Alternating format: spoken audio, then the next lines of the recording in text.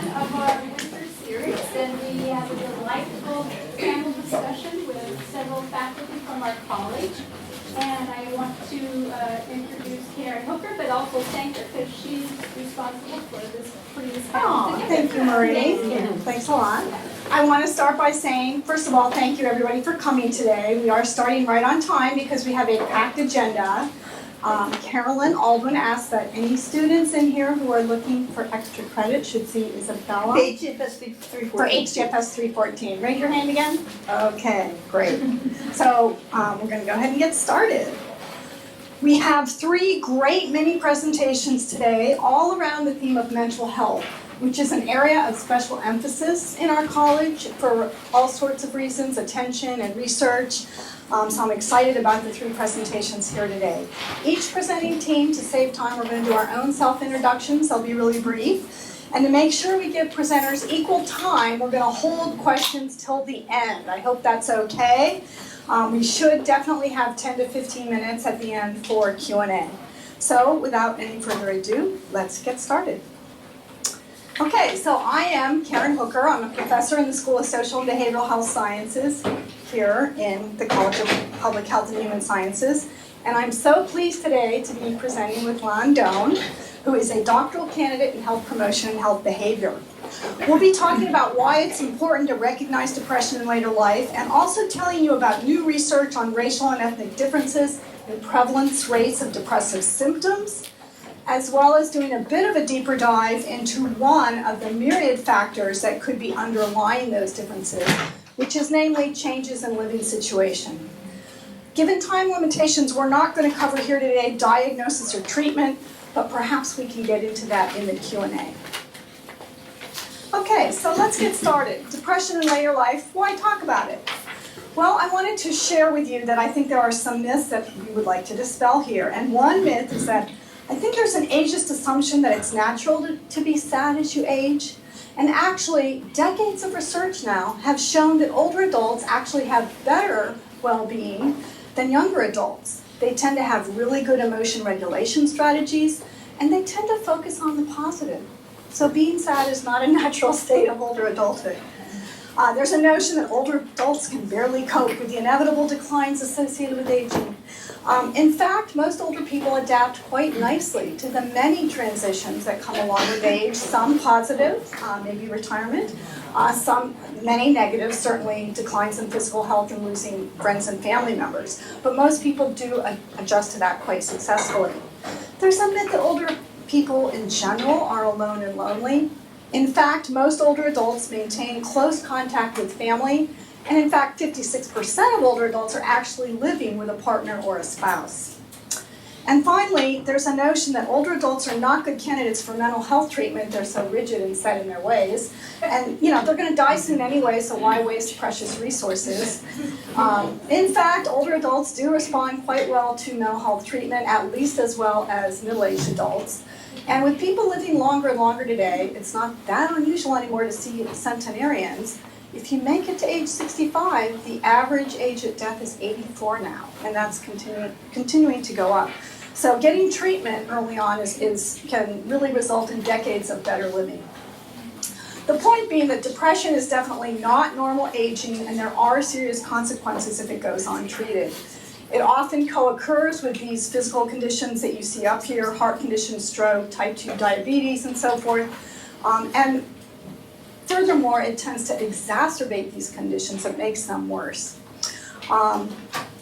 Let's see, quality of life certainly is eroded. If you know anybody who's ever suffered from depression, you definitely see that. Depression in later life tends to lead to earlier onset of disability and activities of daily living. These are things like cooking, being able to do your finances, things like that. And it also leads to earlier mortality due to other health conditions. And that's not just due to suicide.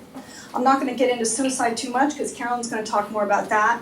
But I thought I'd share this stunning statistic with you that one large study showed that 45% of older adults who eventually did complete suicide had seen their primary care provider in the previous month, which to me is a very sad statement that we really need to do a better job of informing healthcare providers what depression looks like in later life, because it's very important that people get treated. So what is the prevalence?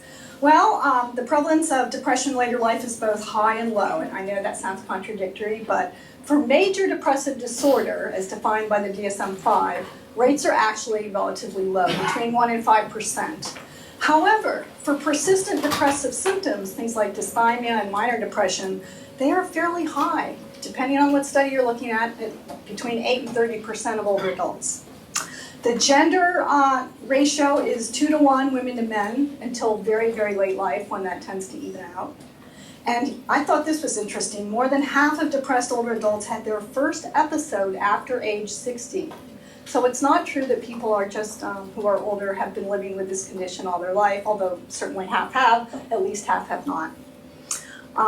Rates, not surprisingly, are much higher among medical patients and residents in long-term care. And depression definitely increases healthcare costs. People tend to go to the doctor much more if they have depression. And as I said before, it exacerbates coexisting medical illness, and people tend to die earlier. Okay, so a geriatric psychiatrist friend of mine at Duke University told me to diagnose depression in young adults, ask them. They will tell you that they're sad and depressed. To diagnose depression in older adults, watch them. They tend to lose interest in the world. Now, this, of course, is facetious. You don't diagnose somebody on the basis of that. But I wanted to share with you some ways in which depression does often look different in later life. Older adults are less likely to say that they're sad. They are more likely to report or show, again, this loss of interest in life. They tend to show a lot of irritability, grumpy old men, maybe depressed old men. A lot of motor agitation or restlessness, not being able to sit still. There's a lot of somatic complaints, aches and pains, gastrointestinal issues, sleep disturbance. Older adults who are depressed tend to wake up very early and cannot get back to sleep. They show a lot of fatigue, and then there's kind of a suite of cognitive complaints here. Poor memory, inability to concentrate, indecisiveness, slower cognitive processing, and not doing as well on executive function tests if they're clinically tested. All of these things going together, these cognitive symptoms, what does it sound like? Some people think when they see these symptoms in family members, oh, they have early dementia, or they're in the first phases of it. Well, that might be the case. One of the very first things that should get ruled out is that they're not suffering from depression. Why? Because depression is very treatable, and if you treat the underlying depression and they don't have dementia, then those cognitive symptoms should clear up. Okay, at this point, I think I'm going to transfer to Lon, who's going to tell you about some of the research we've been doing lately, and I'm happy to see people here in the room who have also been involved.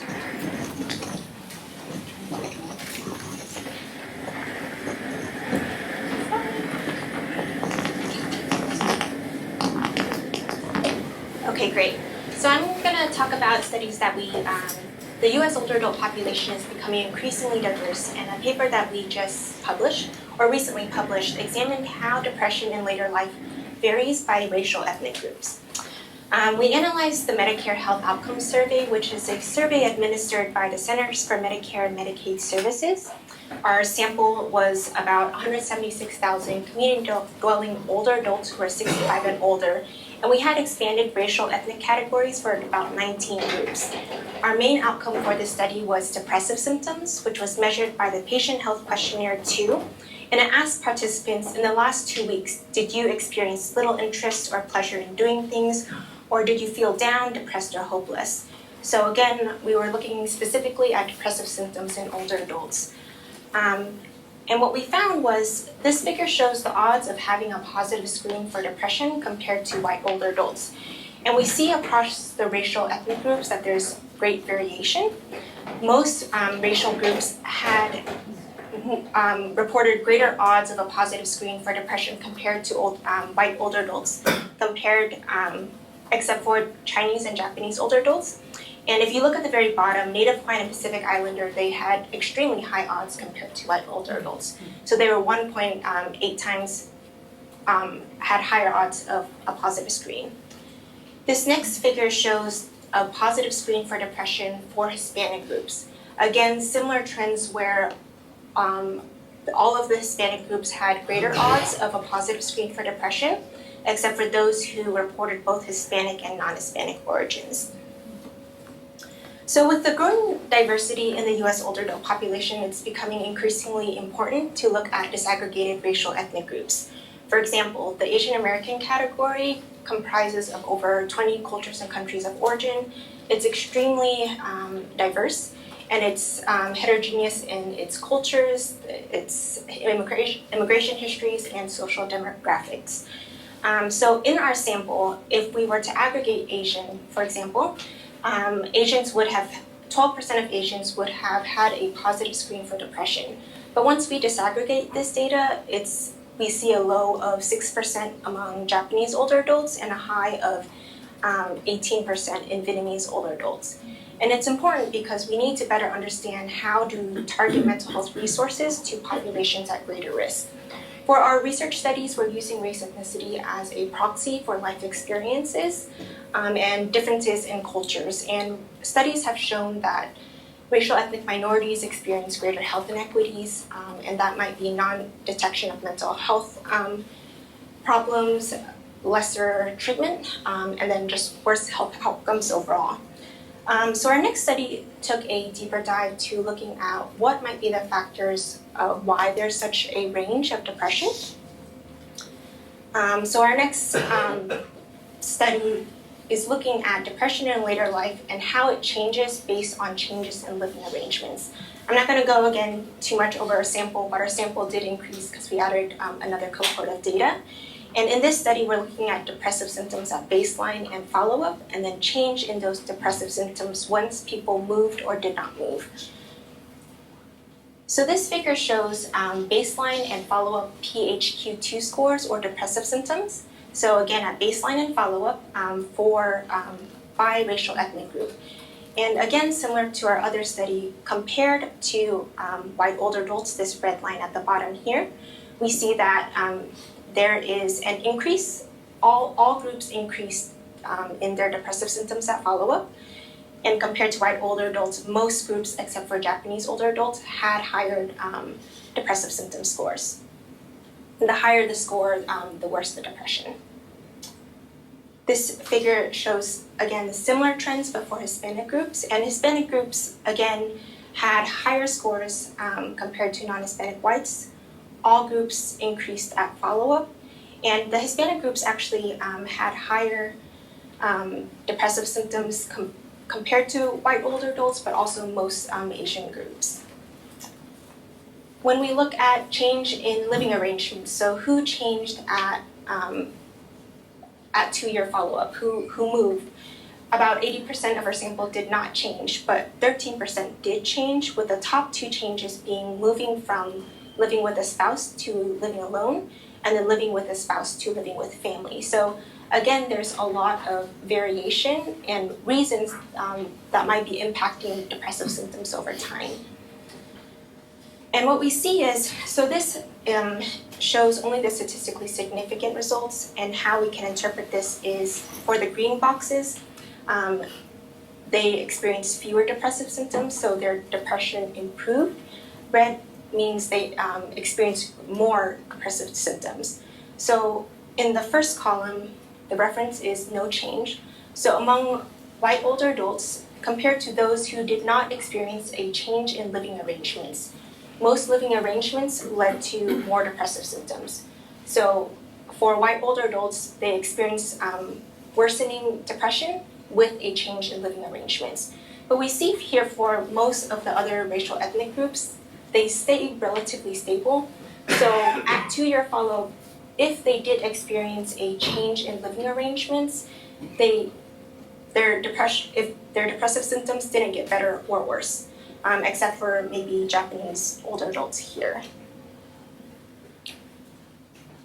So to summarize, we know that although major depression is less prevalent among older adults, it really merits special attention due to the high rates of depressive symptoms, increased burden of physical illness, impaired functioning and quality of life, and high suicide risk.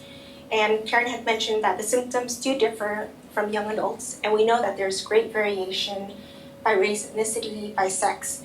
And with the increasingly diverse population, it's really important that we understand what is happening so that we can account for this booming older adult population. We know that changes in depression and mental health are not due to one singular event, rather it's due to multiple events that ultimately impact health and health outcomes. But depression in later life is treatable, and we know that there are a lot of interventions that are available, and it's going to be important moving forward to ensure that new and existing interventions really are targeted and tailored to these high-risk populations, and whether that means culturally tailoring intervention programs for specific ethnic groups or tailoring programs for multi-generational families where it's more focused on families. Thank you.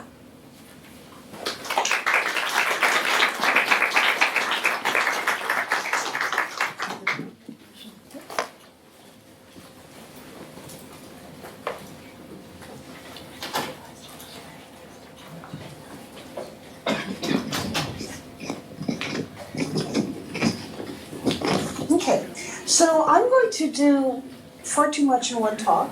I want to talk about both the positive and the negative outcomes of stress, and what happens with stress in later life. So basically, I'm going to talk about how stress changes with age, some of the negative responses to stress, particularly suicide in later life, and then some of the positive responses to stress, both in terms of post-traumatic growth and wisdom. And what I'm going to argue at the end is basically one way of, I think, trying to prevent mental health problems, not only in later life but throughout the lifespan, is to try to see how much of the positive aspects, outcomes of stress can be promoted. Okay, so, as Karen pointed out, the general idea is that old people have a whole lot of stress, right? They have losses, they lose their parents and their spouses, and sometimes their kids and their friends, and they have aches and pains and disability and financial problems. And when I was in graduate school, it was generally assumed that late life basically sucked, right? Sorry, but that was the general premise. I see shock on Rick's face when I said that. But that was the general premise, right? But if you look at community dwelling elders, a very different picture emerges. Surprisingly, stress goes down with age. So this is looking at life events and hassles.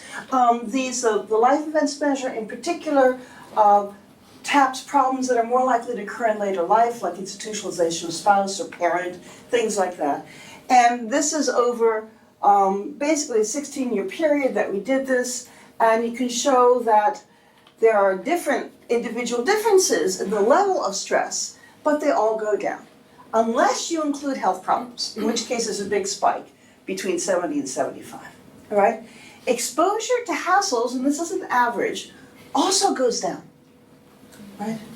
Older individuals report less stress, which is against all sort of stereotypes that we have. And why is that? Well, one of which is that there's a decrease in social roles. As you leave work, you have less work stress.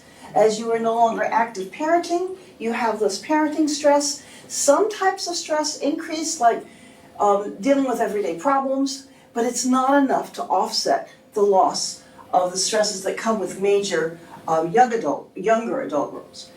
They also appraise stress as less stressful, right? So they have more perspective. So even in major things like, we did a study on the 9/11 responses, older adults appraised this crisis as less stressful than younger adults. Why? They'd been in other crises. At that point, they'd been in World War II and things like that. There's also indication that older adults cope better, as Karen mentioned. So we know they're better at emotional regulation, right? They're better at interpersonal problem solving. They use more religious coping, and they do more proactive coping, right? To the extent that older adults may have a harder time dealing with like novel problems, they do a lot to try to prevent those problems from occurring or practice them. So a study in San Francisco, for example, would show of 80-year-olds who were still driving, miraculously in San Francisco, they would spend a lot of time mapping out a route so they wouldn't have to take any left-hand turns, which is almost impossible in San Francisco, right? So they do proactive coping to try to cut down on experiencing stress.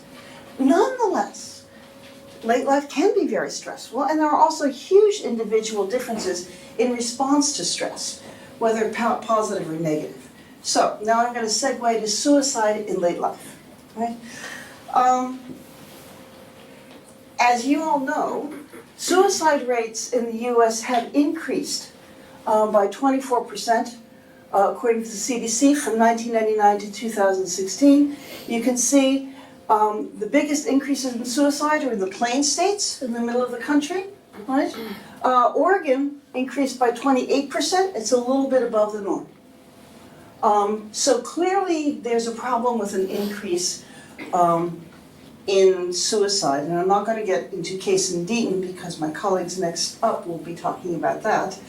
But what I think is less known is that in the US, who commits suicide? It's older white men, right? Older white men, 65 and older, but especially 75 and older, are 4 times as likely to commit suicide as the rest of the population. It's 42 out of 100,000 deaths. So be careful of the scale because the next is going to be a little confusing. The interesting thing is that women's suicide rate is also increasing, especially in midlife, right? But even so, it's 9 or almost 10 out of 100,000 as compared to the men's 40 out of 100,000, right? Why are there gender differences in suicide? Well, women are more likely to attempt suicide, often by overdoses, but men are more likely to complete suicide because they use guns. Very efficient, right? More than 20,000 Americans a year kill themselves with a gun, and 70% of all suicides were done by white men, right? So, yes, women commit suicide, and yes, minorities can commit suicide, but overwhelmingly in this country, it's the white men. And even in countries across the world, it's older men who are most likely to commit suicide. So why? So the risk factors, the traditional sort of stress-related risk factors are 2 or more chronic illnesses, being widowed and bereavement, social isolation, depression, cognitive impairment. Alzheimer's scares people, and they don't want to live with it. But there are other reasons that are a little more difficult to measure. Feeling of lack of autonomy. I can't get out of my house anymore. I can't control my body anymore, right? I need diapers. I don't want to live with diapers, right? Sometimes it's feeling that it's just time to stop. There was a woman in her mid-90s in my neighborhood last fall who just, her family was dead, her husband had died, the family was gone. She was okay, but she felt it was time. So she stopped eating and then stopped drinking, didn't take her meds, and she died in a couple of weeks, right? And which is sad, but she felt it was her time. And there's also something called altruistic suicide, where people just don't want to be a burden on their families. And so you can talk, and I've talked to older men who diagnosis of Alzheimer's and say, this is going to bankrupt my wife. I do not want to put her through this, right? And they choose to end their lives. So there are different reasons for suicide in late life. It's never a positive thing, I think. And trying to help people deal with stress is, I think, useful. Having spent my early graduate school and a lot of other people trying to convince people that psychosocial stress was bad for you, we then switched gears and said, under some circumstances, there are positive aspects of stress. And something that a lot of people study is post-traumatic growth. If you talk to people who have AIDS, who've been in wars, who have been in natural disasters, they will often say things like, you know, the community came together, right? You can do any newspaper or media after an earthquake, and they'll say, you know, the community really rallied, right? It gives you appreciation of life. You know, the house is a total disaster, but my family and I survived, so it's good, right? People talk about personal strength. You know, I didn't think I could cope with this, but you know, I beat breast cancer, and that's really good. New possibilities, right? Okay, I lost that old job, I got fired, but you know, maybe I can go do something else. And spiritual changes, especially talking to military folks and people who've been through really traumatic medical illnesses. A lot of times they'll say that they have a new spiritual appreciation. And a good example of this is caregiving. We know that caregiving is tough, right? We know that tons of studies, you have time demands, loss of income, interpersonal, lack of sleep, and resulting in fatigue and poor immune function and more chronic stress. And caregiving for Alzheimer's is especially tough. But there are positive aspects of caregiving. 50% of people say caregiving is not stressful for them, and 80% find at least some positive aspects. There's satisfaction in taking care of someone who took care of them. I've talked to guys who say, you know, my wife took care of me for 40 years, 50 years. It's my turn to take care of her. Repairing damaged relationships. Kids who've been estranged from their parents sometimes have to get pulled back in.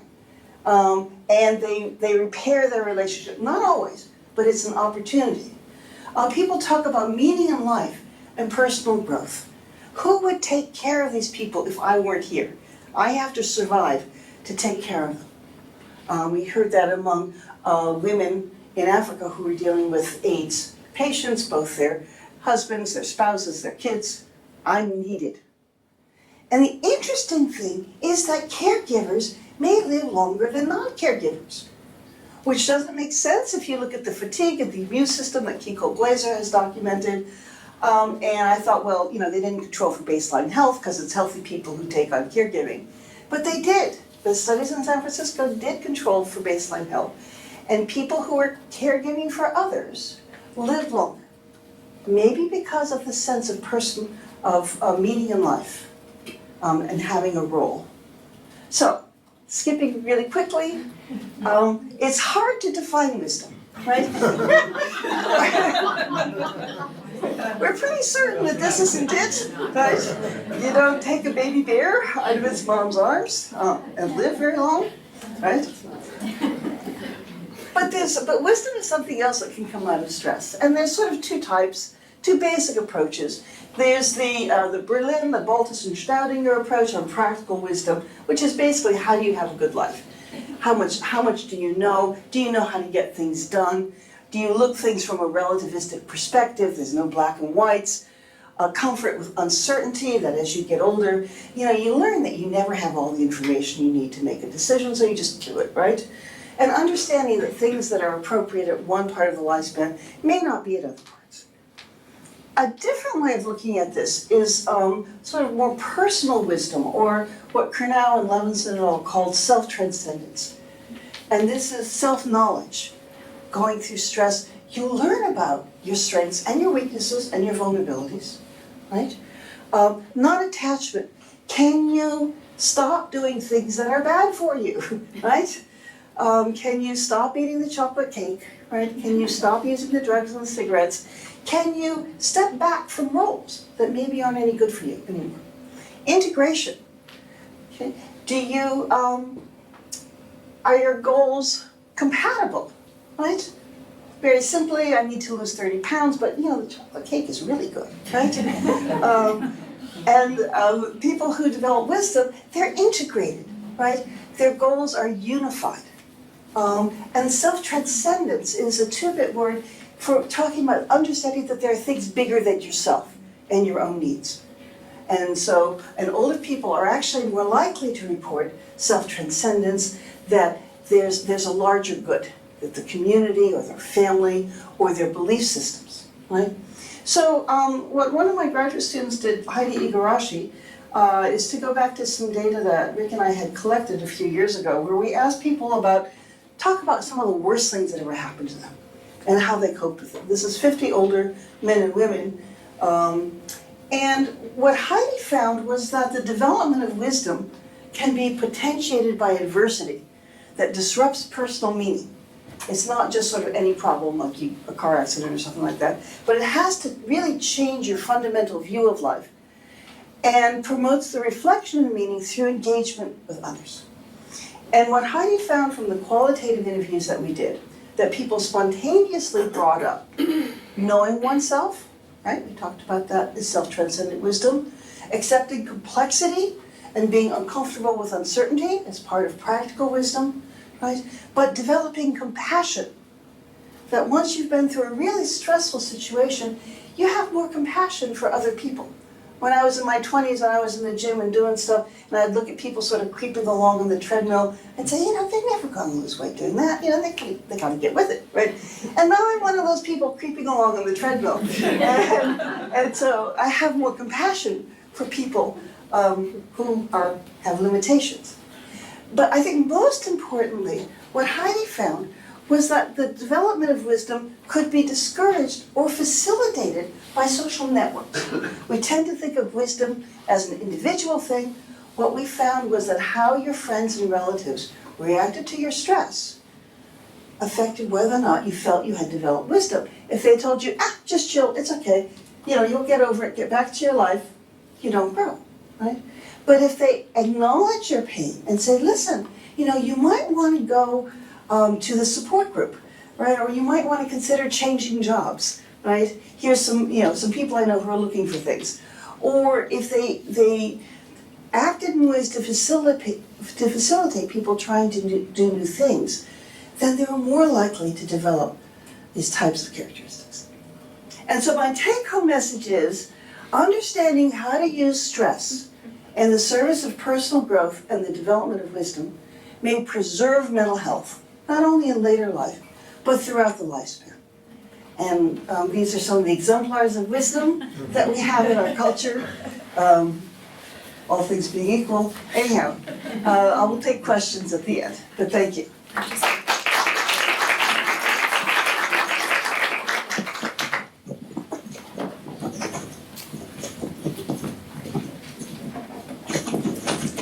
Thanks to Carolyn, I feel a lot less stressed already.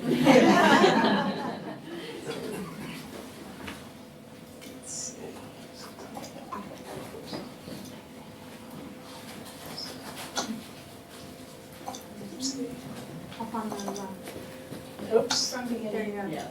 Oh, no. From the Beginning slideshow. From beginning. There you go. Thank you. Let's see if we can get this to work.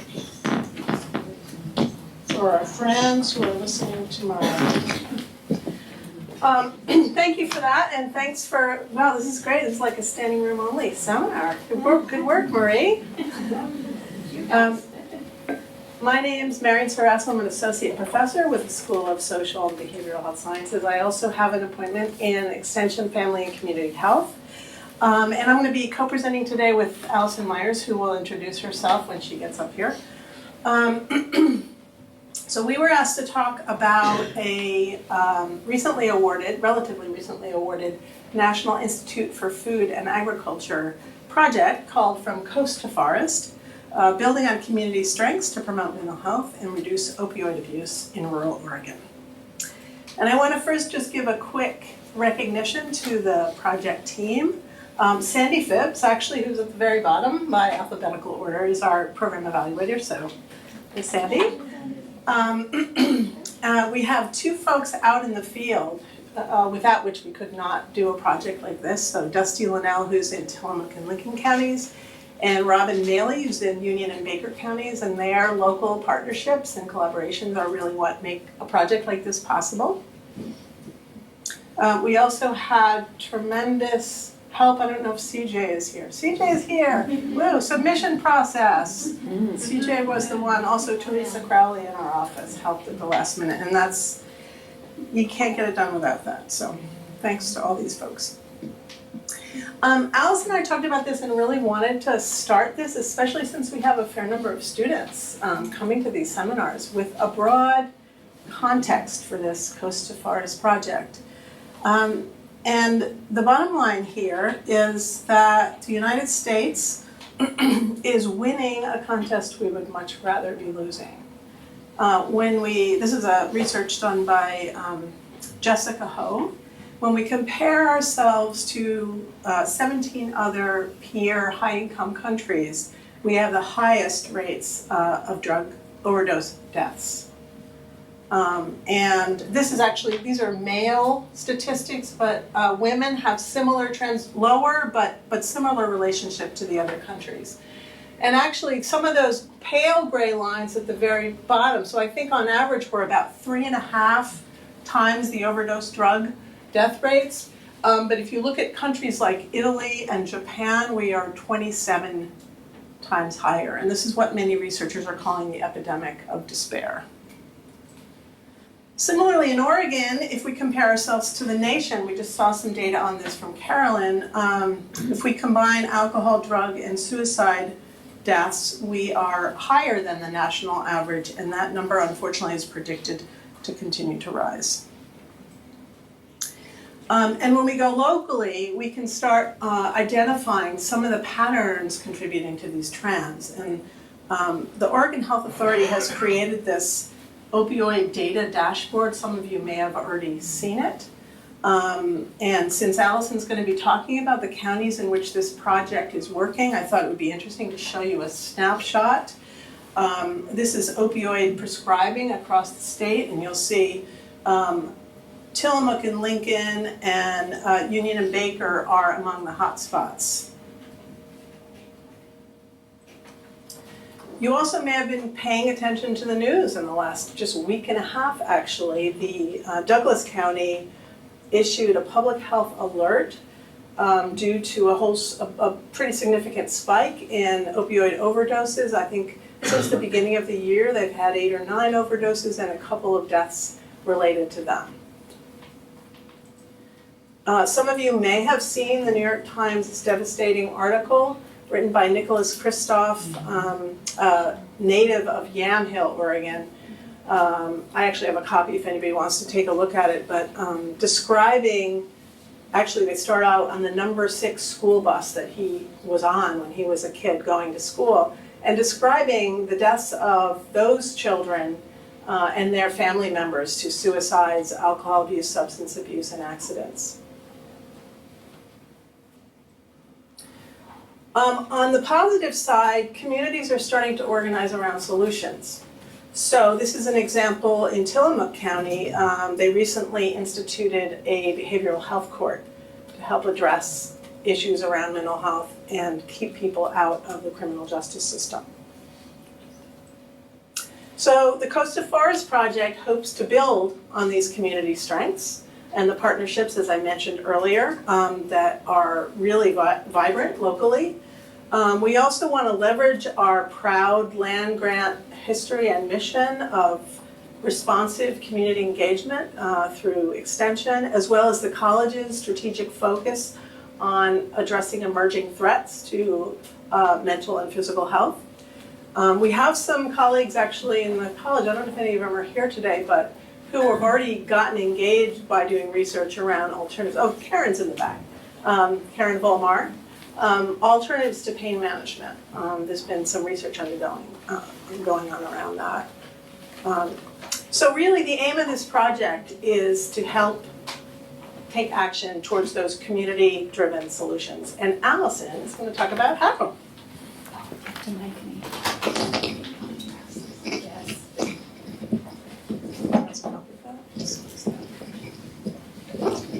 Can I just talk into it? Bueller, can you hear me? If my mother were here, she would tell you that I come from a long line of preachers, teachers, and drunks. Mental health, I'm putting drunk in the mental health category, and I just want to say that all of this stuff is really heavy.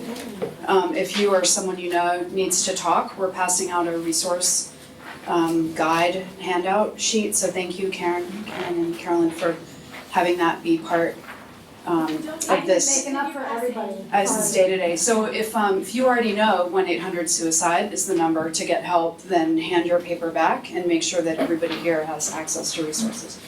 Hi, I'm Allison Myers. I direct the Center for Health Innovation, and with Marion and others, we are lucky to have this funding from the USDA, as Marion said, National Institute of Food and Agriculture. We've been doing a lot of being physically present in the 4 counties that I'll talk about, and everywhere we go, people thank us, and they're super excited that someone, especially our college, is thinking about upstream mental health promotion and substance use prevention. So I'm really glad to the organizers today to be able to share this information. This is a 2-year funded project. The goals are overall to reduce opioid misuse and abuse and the associated harms. I hear an echo, do you? Okay. And then to improve mental health and well-being. This is broadly defined. The work itself is being led by 2 extension faculty and community health workers that we'll have in place in each of these regions.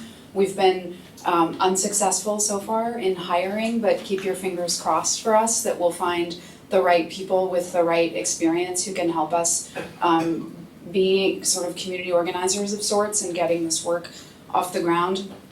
It's a 2-year pilot, as I said, beginning technically last fall, but we're waiting for the USDA to release the funds. So again, while your fingers are crossed and while you're being an emotional support human to your peers, we want you to help us get the money in. And the gist really of the project is that we're building on existing strengths. Folks know and understand that in Oregon we have deaths of despair, right? We drink too much, we are depressed, and we've got folks who are dying by suicide. And including overdoses, and so we've got to do something.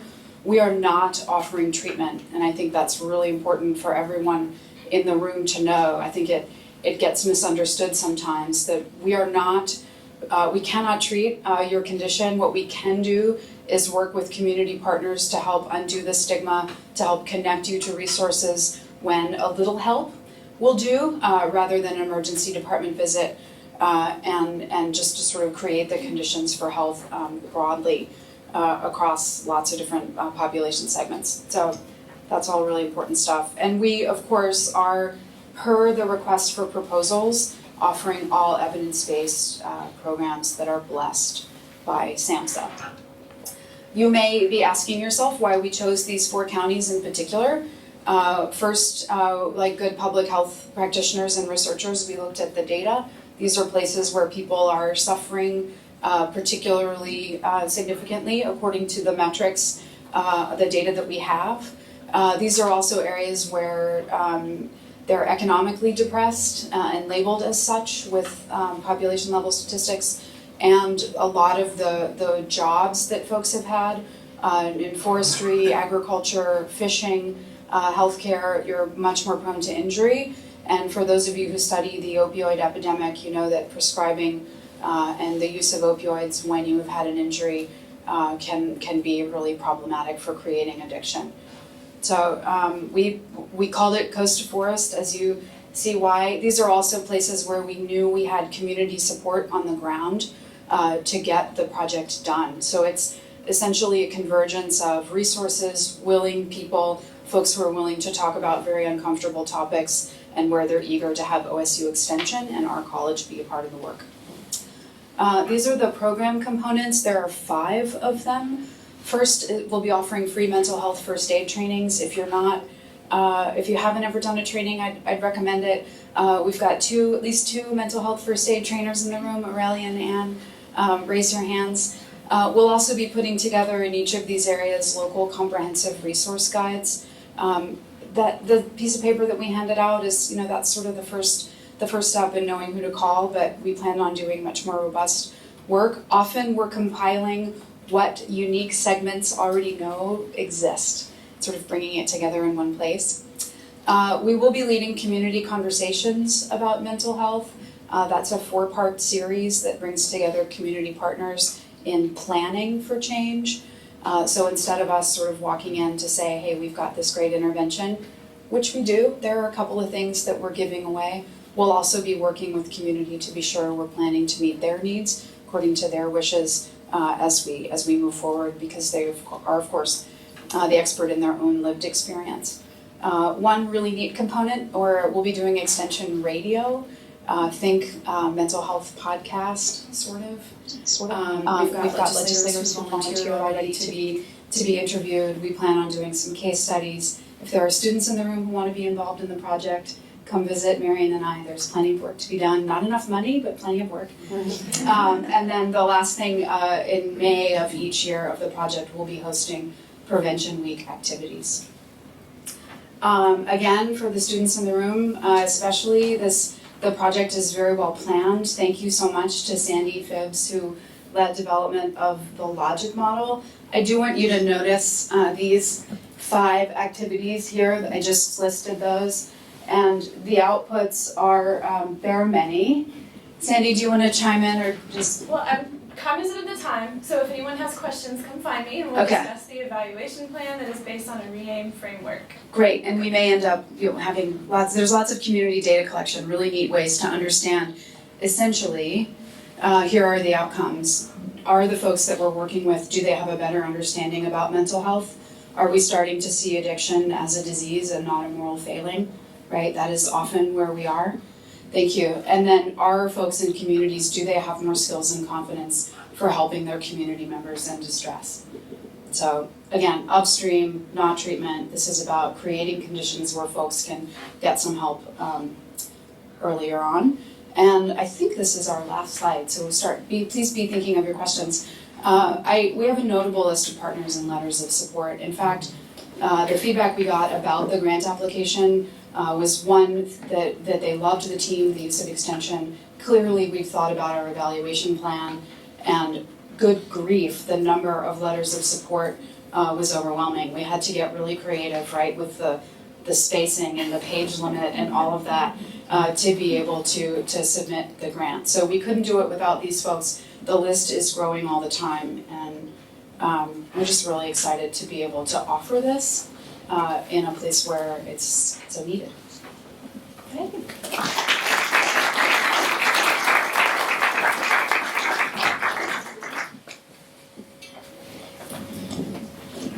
Thank you, everybody, for sticking close to your time limit.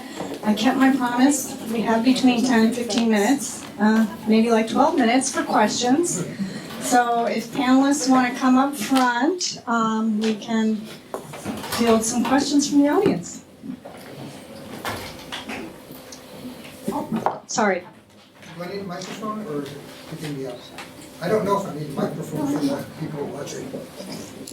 Yeah, it turns out the purpose of commercial television is to convince people that their lives suck, and that their lives will continue to suck until they've spent money on whatever the advertisers want them to spend their money on. My questions are, 1, why is anybody surprised that Americans are depressed when they're constantly inundated by this massive industry dedicated to making them depressed? And 2nd, what can we do about it? Wow. Who wants to take that on? So I think there's a whole range of reasons why Americans are depressed. Okay, so you can look at economic disparity as one of the leading things. One of the really interesting things about some of the data, like Casey and Deaton had shown about where the U.S. is decreasing life expectancy, mainly because of deaths of despair among the middle-aged white, middle-aged working class folks. If it were just economics, Hispanics and blacks would be also in the same boat. They're not. Their mortality rate is going down. It's the change in expectations, I think, that this is the first cohort who are going to make less than their parents. So, yeah, social media can play a role. Don't think it's the primary role, because other ethnic groups also look at television, but it's white, middle class, working class folks, high school education or less, who are killing themselves. And this is something that we really need to focus on. There's been some really interesting research linked to what you were talking about, kind of difficult, challenging around young people and looking at social media and how they use social media. And clearly, those that are doing this sort of obsessive flipping through other people's pictures of their beautiful, charmed lives are suffering more and more from depression. And I think it's an area where people are starting to try to figure out. It's kind of the screen time problem, right? How much time are you spending on screens as opposed to in real relationships with real human beings? And one of the things that Allison just brought up is this idea of how do we kind of inoculate people against, give them some sense of literacy around television, around social media, and kind of arm them with skills around what's a fairly new and destructive phenomenon.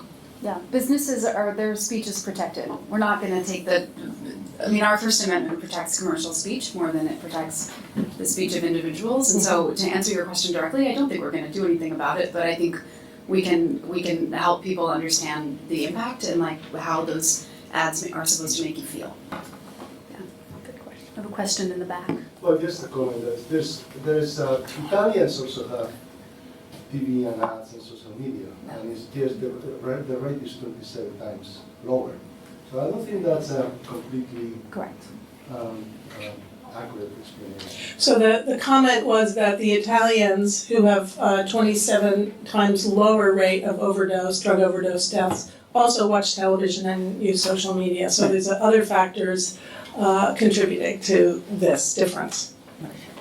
Does anybody want to come?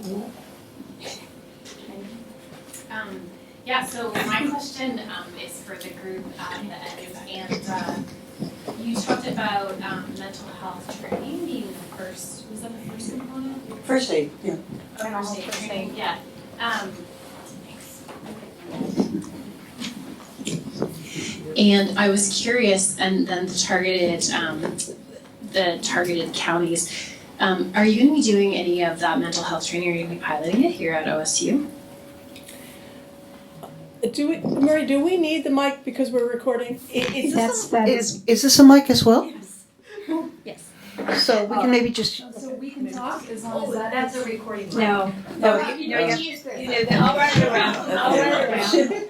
You need to use it, I'll run it around. We don't want to blast the people that are, mental health first aid training is actually a national program. So being sort of rolled out in states across the country. And yes, on campus we have had several trainings already. Samaritan and other healthcare organizations are co-sponsoring those. So they're becoming more and more available. Part of this project is we're going to try to connect with maybe some groups we haven't connected before. So we're going through, one innovative thing we're going to do is go through the pesticide training programs and work with farmers who may be under a lot of mental stress and economic stress and provide those to those folks, as well as work with the parenting education hubs around in those 4 communities. So yeah. And usually those are announced. There's an actual mental health first aid website. You can look and see where all the trainings are going to be available.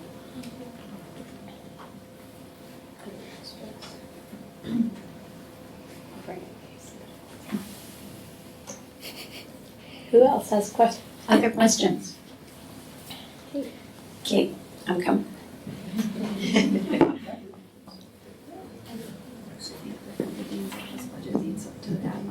So you had those gray lines down at the bottom, and then you had a place like Finland that looked like it spiked and then took a big dive. And then we have counties in Oregon where we see prevalence much lower. So do you have any hint? Is it just demographic in Oregon, or what's driving the differences? Across county and also, I guess, international. Okay, Marion. This is good for me, I'm getting my exercise. I just want to make sure I understand the question. So is your question, why do drug overdose death rates differ across countries and counties? Yeah. Is that your question? Yeah.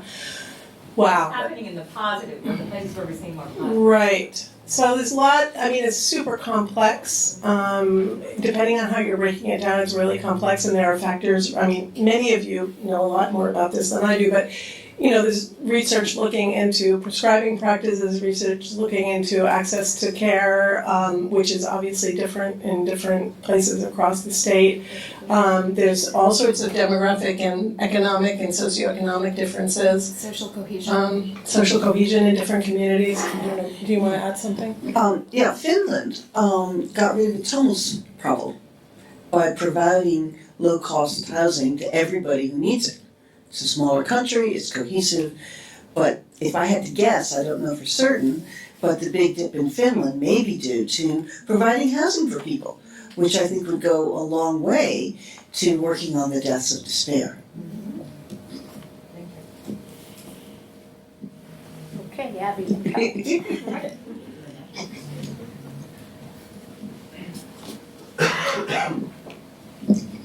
Thank you. This is specifically towards Lan, so bear with me here.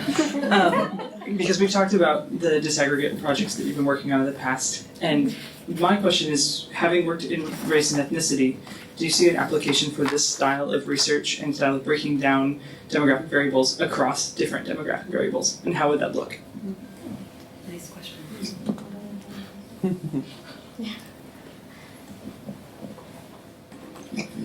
So that's a really great question when you think about it as I try to formulate an answer.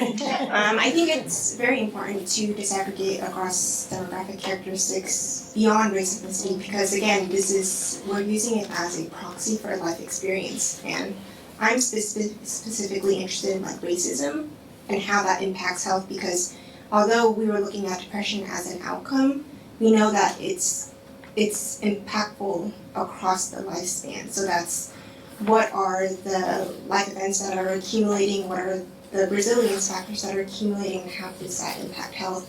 So I think if we are to better address the needs of the population moving forward, we really do have to understand the differences in demographic characteristics. And specifically for race ethnicity, we know that in 2011, it's been a while since legislation was approved, and it's taken such a long time for national surveys to even start collecting disaggregated racial ethnic data. So yes, people think it's important, but once it takes a long time to vote it to be in surveys, and even then it's not even administered equally across the board. So I think yes, it is important because we are becoming increasingly diverse. We are an intersection of identities, so it's important to understand that. Yeah. We probably have time for one or two more. I don't see anybody, but somebody pointed. Did you want to say something, Sandy? Well, I thought someone had their hand up before Abby's question. Oh, yeah.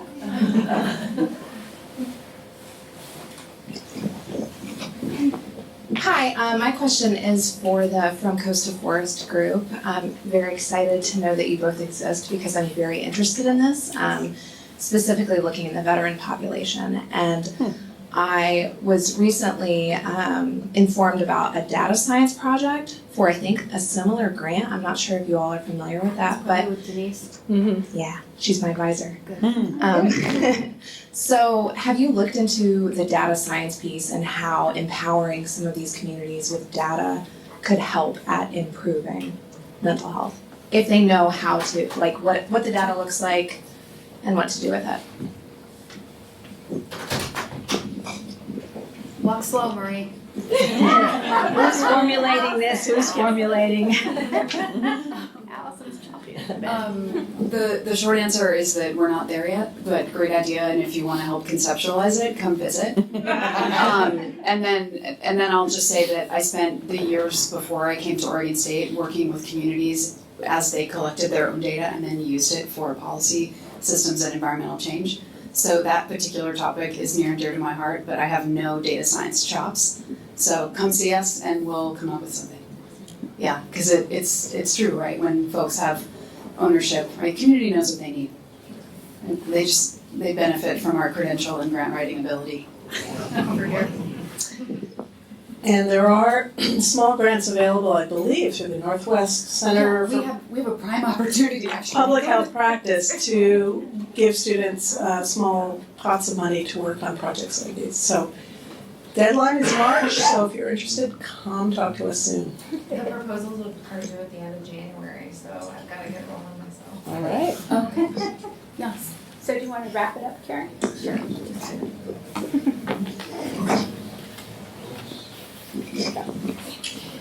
Thank you all for coming today, and I think all of us here were very interested in what we talked about and would be very happy to stay and answer a few questions perhaps if you didn't get a chance or didn't want to, or email us with any further questions or come talk to us. So thanks so much.